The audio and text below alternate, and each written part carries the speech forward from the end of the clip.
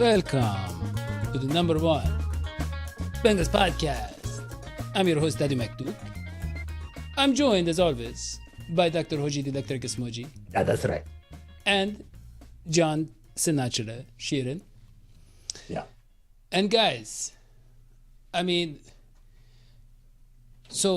you look at the Bengals now, Right. okay, you look at Joe Burrow, FedEx Player of the Year, Week AFC MVP. That's because he overnights the ball right into the end zone.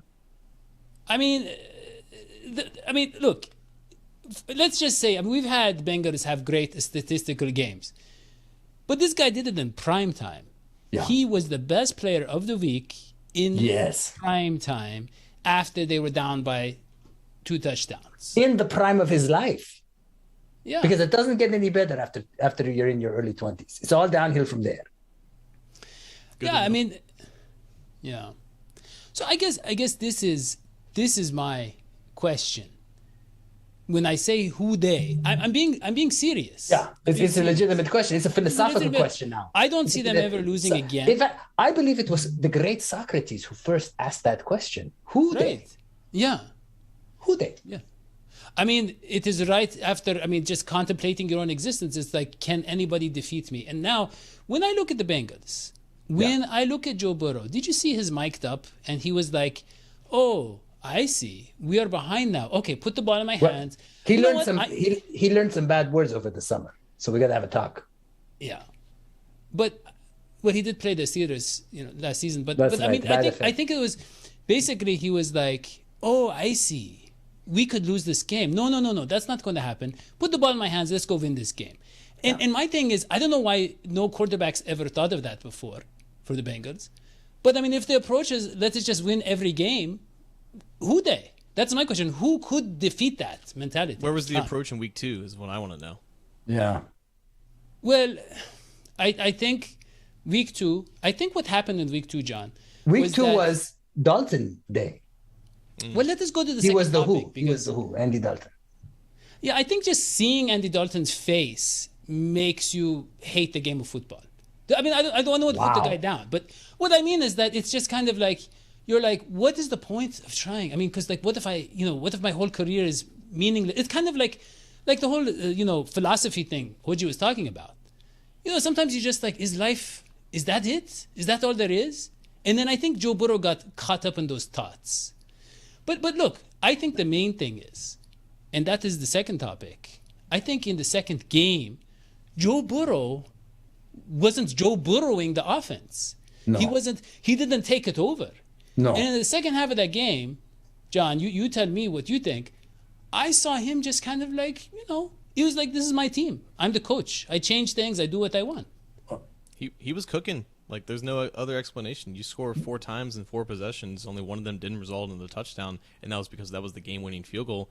You're on fire, man. And the Jaguars had an exploitable defense. We knew this going into that game, and for whatever reason, they didn't take advantage of that in the first half, and they were very timid. They were very passive with their approach and their game planning and their play calling, and the Jaguars are up 14-0 because they're facing a quarterback who can sling it and can take advantage of a battered secondary, and next thing you know, you're down by 2 touchdowns on one of the biggest nights of your recent franchise history. You have these legends here that are going to get their Ring of Honor jackets. You have the largest Thursday night audience in recent history. Like, what are you doing? And I think that's why they just you don't want to drop a turret in front of Kenny Anderson. You know what I mean?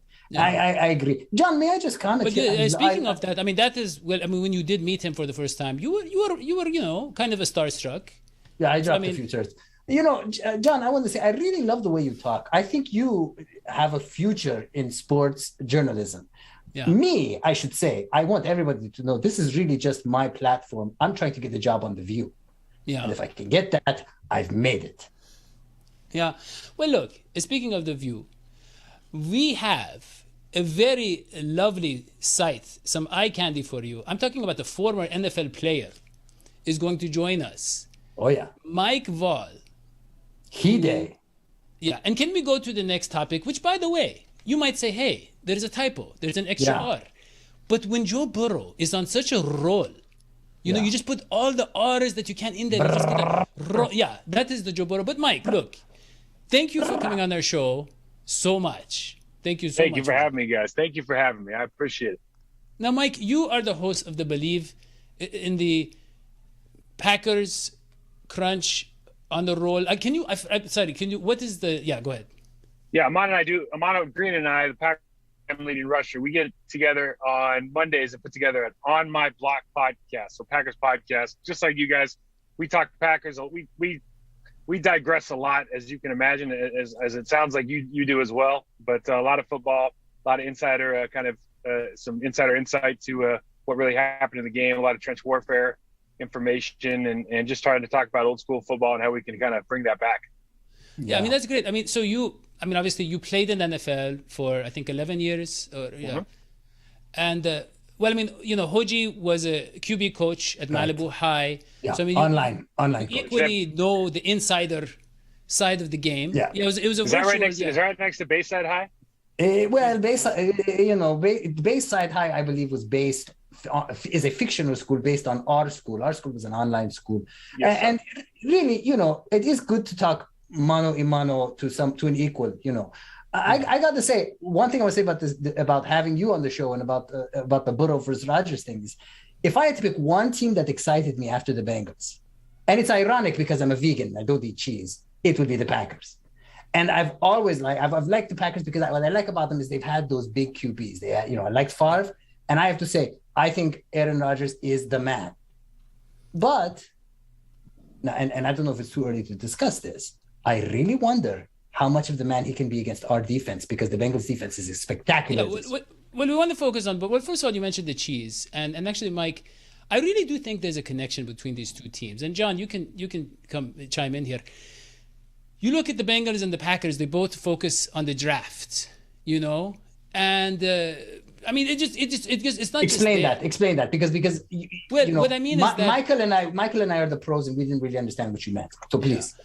What I mean is that they don't tend to spend on outside free agents. The Bengals kind of changed that trend the past couple of years, and I think it's partly because they haven't hit on a lot of draft picks, and so they've supplemented that. But there's a lot of comparisons, and the cheese is just a small one. But right. You guys produce the cheese, and we used. I think John, what's the stat? Like 75% of cheddar cheese is actually used on Cincinnati chili. Michael, it's a very constipated city. Cincinnati, if you ever come, you are constipated people. But when for the longest time, and John can you guys remember when I said this, the Bengals, because of the way they build, my model for success was Aaron Rodgers. So my idea if they can get to Aaron Rodgers, it doesn't matter. And please, you can totally refute this, but Mike McCarthy was not the greatest head coach necessarily. It's not the franchise that necessarily was spending big or could make all the moves they want, but they had that one superstar. Yeah. And he was the offense, and he was the hope, and he was the whole identity. And he was the dream. When they won the Super Bowl. And no, I mean, I don't want to get carried away here, okay? But when I watch Aaron Rodgers, I see a little Joe Burrow in him.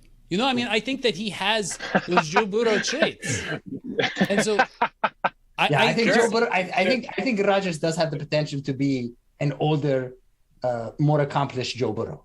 No, yes. but Mike is laughing because it would be really hard for Rodgers to achieve that level of success and that level of talent. So it's going to take him a little bit, but it's possible. But Mike, look, you've seen. You didn't play with Rodgers, I don't think. I think you were a guy. No, I was a Brett Favre guy. But I'm sure you have seen him up close. Let's just talk about Brett Favre for the rest of the show. I love that guy. He's the man. He is the man. Yeah, but please. So look, what do you probably have a more nuanced kind of idea of how to build an NFL team from what I just said. I know the Packers had a lot of great players, but do you think that in the franchise where you don't necessarily have the best coaches, you don't spend the most on, let's say, coaching and the scouting and free agents, maybe just having that one hero superstar is the only formula that could work? And that's what the Bengals have now. Mike? Well, I think the tough part is with the team like Green Bay, especially when they won the Super Bowl. I think it was in 2009, right? Motivated coaching staff, relatively new to the area. Motivated coaching staff. They had a ton of talent. There's gonna be guys like BJ Raji Nick Collins, Matthews on defense. I mean, they had a lot of talent. Exactly. And obviously, you think about Greg Jennings, you think about Donald Driver. I mean, they've got just players everywhere.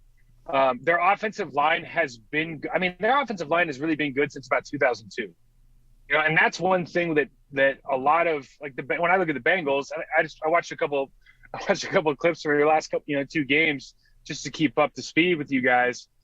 You don't have very good offensive and defensive lines, and No. that's a consequence of things, drafting, developing, picking up the right guys in free agency. That's a consequence of what kind of offense you want to run.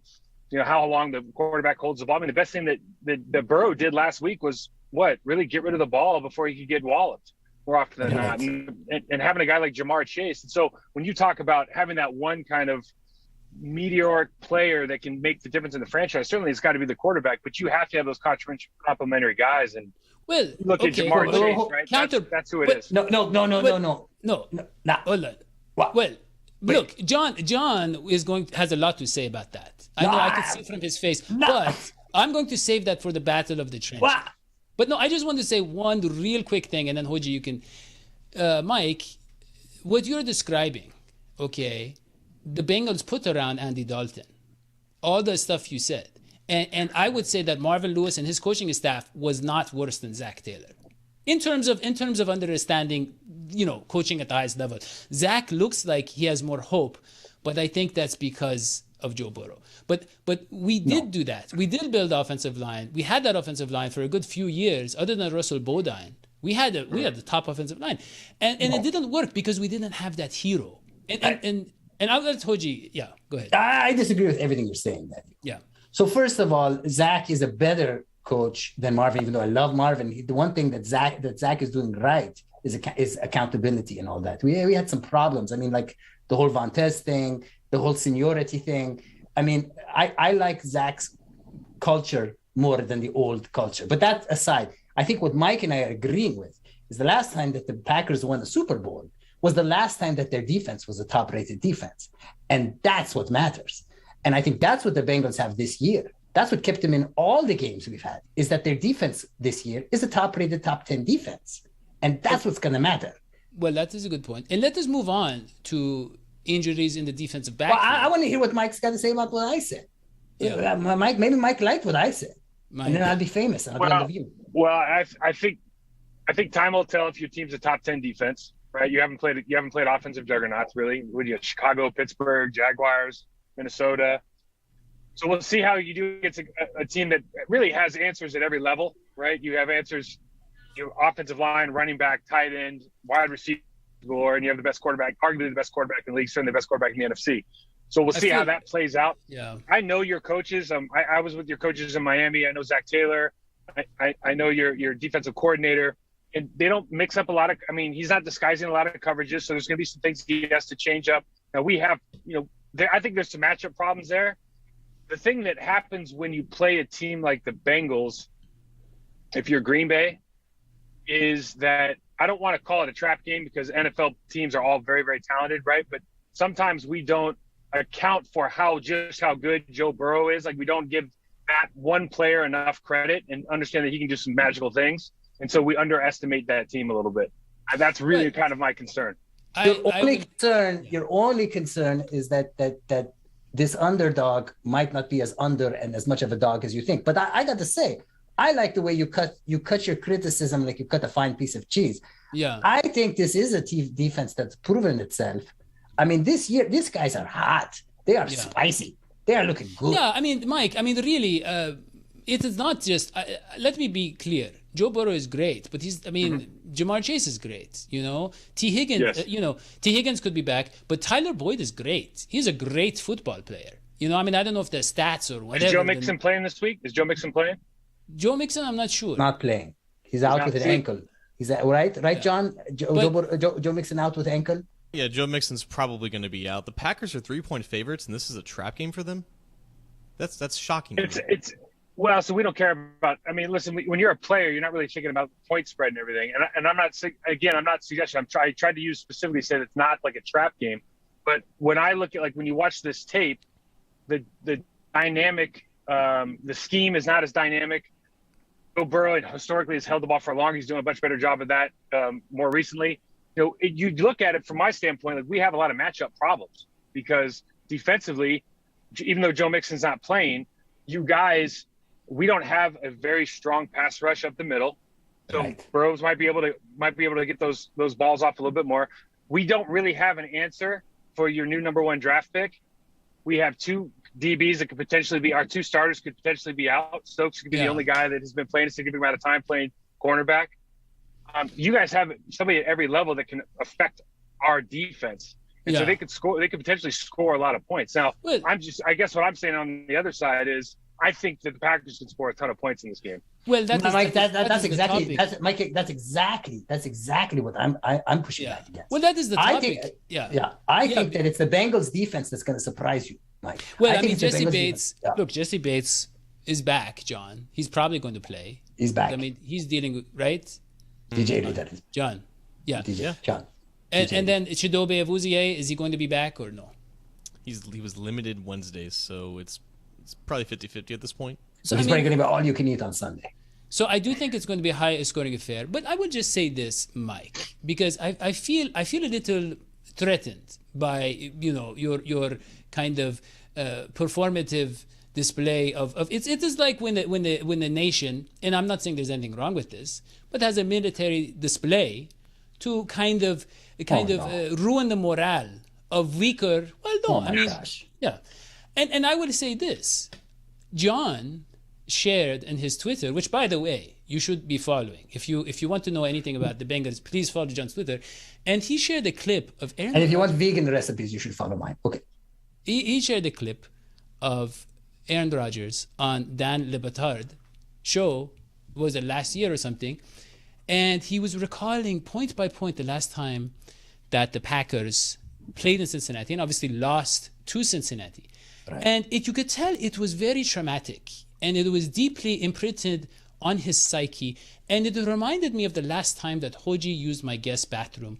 And, he is vegan and he eats a lot. Yeah. And I remember every detail, what time it was, what it goes right through me, Mike. It goes right through me. And Aaron Rodgers, believe me, he is not thinking of this as a trap game. He said, I always throw interceptions against Cincinnati. Do you think that's a good thing for your team or a bad thing? I think if you saw the first segment, it was called Who Day. And I really don't think the Bengals can be defeated by anybody. That is the confidence that Joe Burrow has. That is the confidence I have. Now, look, I predicted them to go 15-2. So they still have one more game to lose. I don't know which one it will be. Anybody but the Bears. In my heart, I know that they are very much in every single game with Joe Burrow at the helm. That is my kind of take. Moving on to Battle of the Trenches. Now, John, Mike talked about the weak defensive line, which I'm sure you will take issue with. And he talked about the offensive line. Now, I just want to say something about the offensive line. It hasn't been great, but, they allowed 10 sacks. Joe Burrow might be attributed with some of them. But, John, I mean, there have been points in games, like when they're on that roll. There was that last play where to CJ Uzomah for to set up the field goal where the offensive line collapsed, okay? They blitzed, they had nothing, they didn't know what to do. Which I think maybe with a Chris Evans, maybe with someone picking up the blitz, right, John? Maybe that will help a little bit. But other than that, I mean, they haven't been bad. And so I want John to talk both offensive line and defensive line, I think with this Packers matchup, you have Preston Smith, Kenny Clark, and Rashawn Gary, who was a first-round pick from a couple years ago. All really athletic, all really talented. Like, it's another one of those matchups where you have multiple guys on the other side of the ball that can win one-on-one matchups, which was what we talked about before the Minnesota game, before the Chicago game, which is obviously the offensive line's 2 worst outings. So now you have an offensive line that's going to have the same 5 starters for the 3rd straight week. You still have Jackson Carman at right guard. The communication should still be there, but you have potential athletic mismatches on the edges and whatnot. But on the other side of the ball, I think, like, at this point we have to give credit to the defensive line for basically carrying this defense. The secondary has been injured for most of the season. This should be the first time when you have all 5 starters out there, but I look at the Packers offensive line and I look at the Bengals defensive line. It's hard to tell. It's hard to say that the Bengals have a disadvantage there. You have DJ Reader and BJ Hill playing their best football. You have Trey Hendrickson being one of the better edge rushers in the game. The Packers are on their third left tackle right now. We don't know if Elgin Jenkins is going to play in this game. Their center Josh Myers is a rookie. He's not practicing right now. Their right guard is not very good. Like, they don't have the same offensive line that carried this offense in Aaron Rodgers for the last couple years now. So I don't know if I'm the Bengals, if I'm even worried about the Packers offensive line. Yeah. Wow. Mike, they've been downgraded. John dropped the knowledge on the show. And with that sweet voice. If anybody narrates my biography, I want it to be John with that microphone. I understood about 5% of it, but I'm convinced. But go ahead, please. Yeah, certainly. I think, Preston Smith and Gary are going to – I think that is a mismatch, quite frankly, with your tackles.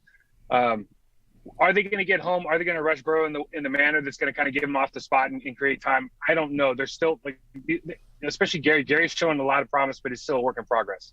We don't have anybody in the middle, including Kenny Clark. He might be playing at an all-pro level in the run game, but he just doesn't have the numbers to back it up in the pass game. So we really don't get that inside pressure unless we bring extra, or like they'll line up and maybe get Gary standing up. He did last week, and he just bowled the center on the third play of the game. And we're just trying to get guys off the spot, right?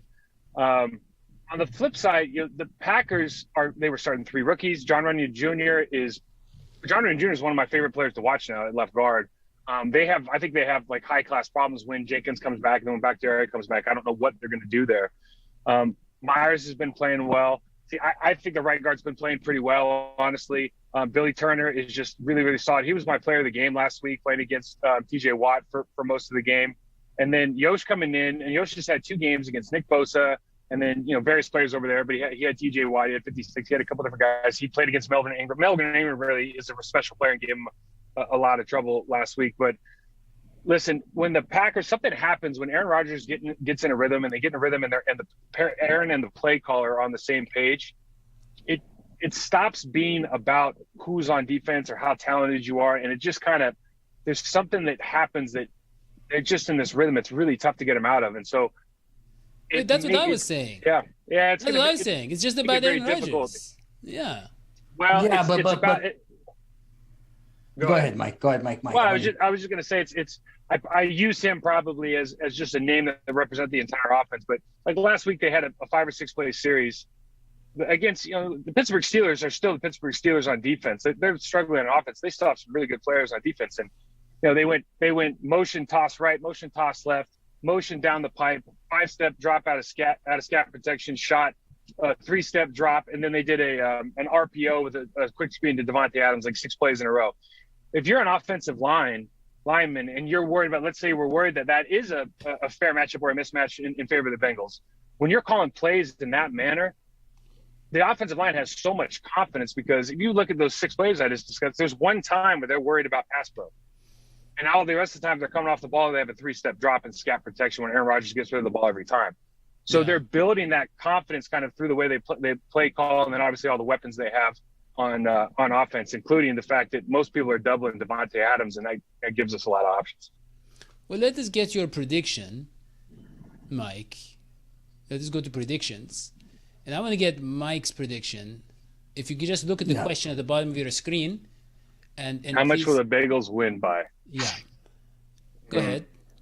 You can use negative numbers. That's the trick around. Okay, Nick, don't tell him that. Yes. Come on, that was supposed to be the game. So I think it's going to be 23 Bengals to 27 Packers. That's nice. That's nice. I hope it's something like that, but with the Bengals winning. I hope it's a close game. That'll be fun to watch. John, I think the Bengals I think it's going to be a very good game. I don't think this is. I should have thrown out the word trap. I think this is going to be a very, very competitive game. But I do think the Packers are the better team at the end of the day. Yeah, I mean, I think Aaron Rodgers is a much more mature quarterback than we last played in Cincinnati in 2013. I think max he throws 5 interceptions. You know what I mean? Probably closer in the 3 range. Yeah. I mean, I think he's. You mean for the season? No, against the Bengals. Against the Bengals, yeah. I know this is not at the time nor the place, but I gotta ask, because I am an Aaron Rodgers fan. I mean, what is up after this year? What the Packers gonna do? I think isn't Aaron Rodgers on his way out the door, and what are they gonna do? It's a great. I have no idea. It's a great question, but it's like you saw Mike Tomlin and them kind of smiling at each other on the sideline, and the clock starts up. But you really have to think about it from Aaron Rodgers' perspective. If he wants to keep playing football, where else is he going to? Where can he go that's better than Green Bay? Well, where can you go? I mean, Pittsburgh. I do think that Aaron Rodgers on the Steelers. Why would Pittsburgh want? Like, why would he want to go to Pittsburgh Steelers? I'll tell you given the weapons that he has on offense right now in Green Bay, like, why would he want to go there? I think because the weapons in Green Bay, they're there, but they're kind of on rental. But the Steelers are a great organization. Mike, they're going to do anything they can to keep him and please him and placate him. They're going to surround him with all the weapons. Mike, the Steelers have let Ben Roethlisberger be on the roster, get paid $20-something million a year for the last 5 years, even though he really has been done with football for like 5 years now. Okay? And then not only that, but he gets to whine and blame anybody he wants. He has all this freedom. He makes everybody the bad guy. Yeah. And Aaron Rodgers, poor Aaron Rodgers in Green Bay, he feels like no one is listening to him. He needed, they wanted to make a Super Bowl push. They say, let's draft a quarterback and a running back. Let's do, they do moves that he didn't want. And I think he made it clear. It's not about money. It's not about, he didn't say it's not about winning, but I think it's about respect. Because I agree. I think Aaron Rodgers has accomplished, so many things. Sure, he didn't throw 60 touchdowns, in his final year of college, like Joe Burrow. Sure, he does a lot of things maybe. But, he's done a lot, and I do think that at this point, yes, he wants another championship or two. And by the way, I think he understands the value of good franchises like Pittsburgh. Yes. They're gonna love him. They're gonna build statues and monuments. I hate to say it, but I could see him very much being inclined toward the environment of Pittsburgh, even if they don't have the pieces right now. Look, Aaron Rodgers will make those pieces. Yeah, and Mike, let's agree that none of us want this to happen. None of us want this to happen. Devontae Adams, excellent, fantastic receiver. Okay, but how many top receivers have we seen play alongside, not just Aaron Rodgers, but Brett Favre? So many guys. They have these like 3 or 4 awesome peaks with these 2 great quarterbacks. They go elsewhere and they're not that relevant. I'm not saying Devontae Adams will be like that. And in Aaron Rodgers' memory is the way they wronged Brett Favre. And he remembers that. In Aaron Rodgers' memory, he remembers what that organization did to Favre, how they kind of put him on the raft, brought in the new guy. No, and Favre, let him go, even though Favre has still... hold on. You can clarify this. You can clarify this as a friend of Favre. I'm sure you know much more. But if I remember, Favre was contemplating retirement every single offseason. They were like, look, we can't run a franchise like this. No, that's Favre being Favre. They wronged. Hold on. Mike, wasn't it such that they were like... You can both be right, I think, in this instance. Yeah. You can both be right in this instance. Yeah. Listen, when you're a Hall of Fame caliber player, I would imagine, I don't know, but if you're a Hall of Fame caliber player and you have that kind of career, and all of a sudden they draft your succession plan before you think you're ready, clearly that message is loud and clear. There's no easy way to do it, and they did it up in New England with Garoppolo, and with whether Tom Brady went to the owner and the whole thing, but a couple years later he's gone too. I just don't know for me, and I understand. Like if you go from Green Bay and you're Aaron Rodgers, there's 6 years later. New England was 6 years. They drafted Garoppolo in 2014. Was it that late?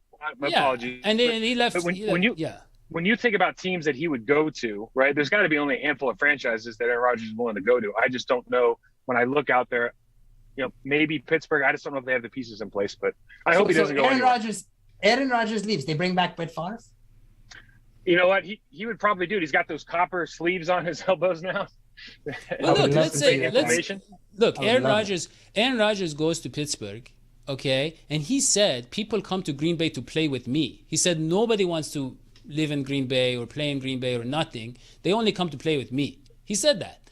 And so he goes to Pittsburgh. He's going to get a couple of, veteran offensive linemen who are like, hey, come on, guys, let's do this. Let's make one final run. He's gonna maybe get Devontae Adams to sneak over there. He'll do it. He could do it. How did your D line do against the Pittsburgh Steelers offensive line? Really well. Dominate them. Yeah. Dominate them, right? Yeah. They're not playing very high level right now. But They they, lost three No. players. but traditionally It's they a have throwaway been. year for the I feel Steelers. They're that. throwing it away. The Steelers are throwing it away. I And I think- don't know if it's intentional or not. But Well, they're not. I think they are trying to push Ben Roethlisberger into retirement. I think they're trying to, because they don't have the nerve to tell him to his face, because he's very big. Have you seen how big he is? He's Yes. very big and he's very aggressive. So I think they're like, yeah. I think all Pittsburgh needs to do is sign Randall Cobb and replace Juju Smith-Schuster with him. That'll be enough. Okay, so John, your prediction. Oh, so we had a 27-23 prediction for the Packers. You know, I'm still gonna say the Packers win. Maybe like on the lines of 31-28. I would say that. Okay. Player of the game. Player of the game, not Aaron Rodgers for sure. He doesn't play 4 well. interceptions. Yeah. Maybe Aaron Jones. You know. Okay. Okay, So, Hodgie. yeah, I think it's going to be 27-27. It's going to go into overtime. McPherson is going to kick a 70-yard field goal, and then it will be 30-27 Bengals. Player of the game, McPherson. Yeah. I think it's going to be a nail biter. I think Joe Burrow, the team is still growing. I'm going to go with 42-17 Bengals. I think that it's just going to all come together. What kind of nails are we biting if it's 40? I mean, like, why are we biting our nails then? Because Aaron Rodgers, let's be honest. I mean, he's very talented. He could come back. Yeah. But yeah. Okay, Mike, I just have one last question for you, Courtney. Promotion. Mike, you know that a good NFL franchise is all about money. Let's be honest. The football players that get paid the most, the franchises that spend the most, tend to do the best. It is, and this shows similarly. If you hear John now, do you hear how great he sounds? That is because he has a new mic. We haven't paid for the mic. We have a few loan sharks chasing us for that money.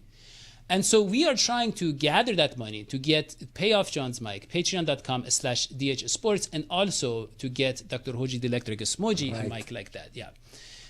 But look, everybody, please go to Believe in Packers on iTunes and Spotify and Scratcher and Spotify. all of those. Stitcher.